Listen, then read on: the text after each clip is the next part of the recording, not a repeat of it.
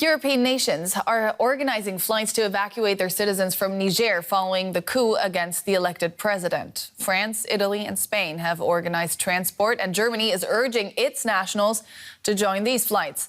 The West African regional ECOWAS bloc has condemned the coup, but the juntas ruling neighboring Mali and Burkina Faso are backing Niger's new military rulers and are threatening to use force to defend them if necessary.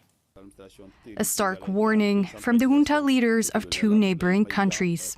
The transitional governments of Burkina Faso and Mali hereby warn that any military intervention against Niger would be tantamount to a declaration of war against Burkina Faso and Mali. Niger's new junta leaders claim that the toppled government had formally authorized France to carry out strikes on Niamey's presidential palace to free and reinstate deposed president Mohamed Bazoum. France's foreign minister denied the claims. France says it only recognized Bazoum as Niger's legitimate authority. Meanwhile, orders from Paris came through to evacuate its citizens and other EU nationals who want to leave. With Niger's airspace closed and all commercial flights cancelled, the only way out is on evacuation flights. We were asked to take just a small bag with the essentials because we can't take a suitcase. The EU has condemned the coup, calling it a threat to Niger's democracy and stability. But so far, there is no plan to pull out all staff. The European Union has decided to offer EU personnel in Niamey the possibility to leave the city on a voluntary basis after the coup in Niger. At the moment, we haven't issued a formal evacuation order. The EU will keep its presence in the country. The EU is monitoring the situation. With the threat of a regional escalation hanging, evacuation orders can come any time. Joining me now is Dr. Oluvle Ojevle. He's the ENAC Program's Regional Coordinator for Central Africa at the Institute for Security Studies in Dakar, Senegal. Welcome to DW. Now, some European countries are starting to evacuate their citizens as we speak. How dangerous a place is Niger at the moment? Thank you so much for having me, Nicole. It's quite understandable that with this volatility that is going on in the country now, a lot is unpredictable. And the juntas came into power on the bedrock of a campaign that they want to restore they want to address the deteriorating security in the country. But you can see now that they will be preoccupied with regime protection, and security is going to continue to degenerate. So it's quite understandable the reason why people are evacuating and they are leaving, because the priority of the government now is not security of lives and property, but regime protection. Now, despite facing jihadist threats on all of its borders, Niger has so far managed to prevent militant groups from settling in its territory. How likely is this to change now?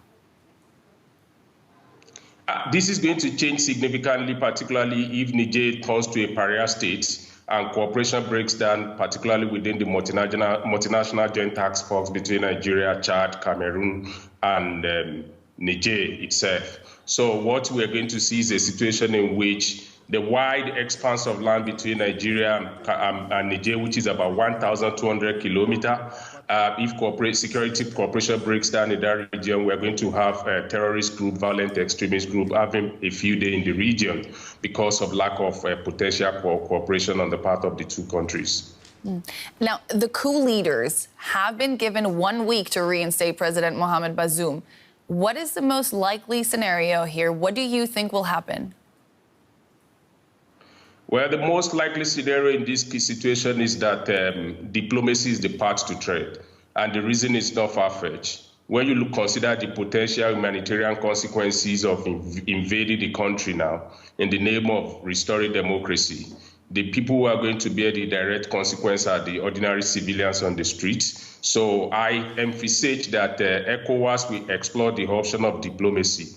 And that is going to be stretched to the extent to which the juntas want to stay in power. But what is possible now is to negotiate for exit within the next 12 to 24 months. I think that is what is likely now, to follow the path of peace, peaceful restoration of democracy in the country.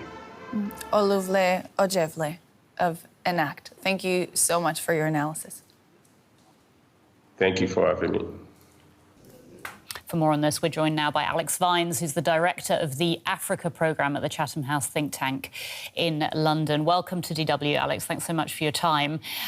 We're seeing that neighbouring Mali and Burkina Faso are aligning themselves with the coup leaders in Niger. How worried should other countries in Africa's Sahel region be about this? Worried, I don't know. I think it's a reflection of just how concerned the juntas are in Ouagadougou, the capital of Burkina Faso, and in Bamako, the capital of Mali, because suddenly they found that the regional economic community, ECOWAS, might well intervene in Niger. That's not something they're expecting, and of course that sets a worrying precedent for them. And so that's why I think they've made this announcement today.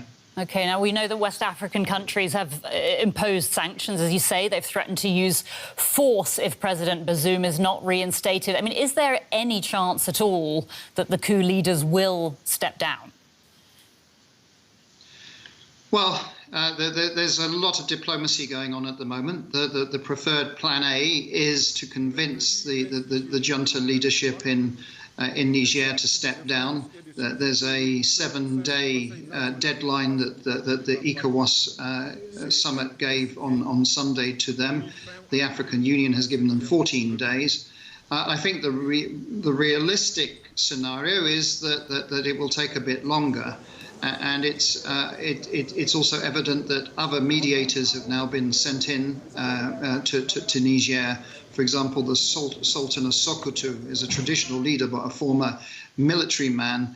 Sokoto is the region just neighbouring Niger in Nigeria, and so clearly the ECOWAS heads of government are hoping that he might convince the putschists that they need to step down. As you say, it's complicated. There's a lot of diplomacy going on. And, of course, the geopolitical situation in the area isn't simple either, is it? Could you walk us through the geopolitical situation? Because Russia is showing a stronger presence. What is Russia's interest in this area? Yeah, so Russia has military support is providing military support of Mali through particularly the Wagner mercenary group. It's also very present in the north in Libya. It's trying to engage more with Burkina Faso, and the junta leader of Burkina Faso was one of the guests of honor at the Russia-Africa summit that ended on the weekend. So related to Niger, I think Russia is looking at whether it has an opportunity there, but it is contradictory. Russia was part of the UN Security Council statement last Friday condemning the coup and declaring that there needed to be an immediate return to constitutional rule in Niger. The foreign minister of Russia, Mr. Lavrov, has also twice called for the return of constitutional rule. But on the other hand, the leader of Wagner has issued a statement saying that he would support the putschists in Niamey, that what they are doing is a noble task of combating imperialism, neocolonialism. So it is a bit confusing. We also do see some flags of Russia in the crowds being brandished, but I wouldn't overinterpret that at the moment. I did actually just want to ask you about that, because over the weekend we saw anti-French, pro-Russian demonstrations. I mean, my question was, how much actual support is there for the coup amongst ordinary people in Niger? So it's difficult to judge. I mean, the crowds haven't been enormous. They have been violent. There has been property damaged and destroyed. And, OK, there are Russian flags in the crowd, but I don't think that necessarily suggests a deep-seated desire for Russian engagement in Niger. What is true is that there is strong anti-French sentiment. No doubt about that. France is not popular in the Sahelian region, and so one of the reasons for brandishing Russian flags is actually a declaration of being anti-French. So I think that's one of the ways that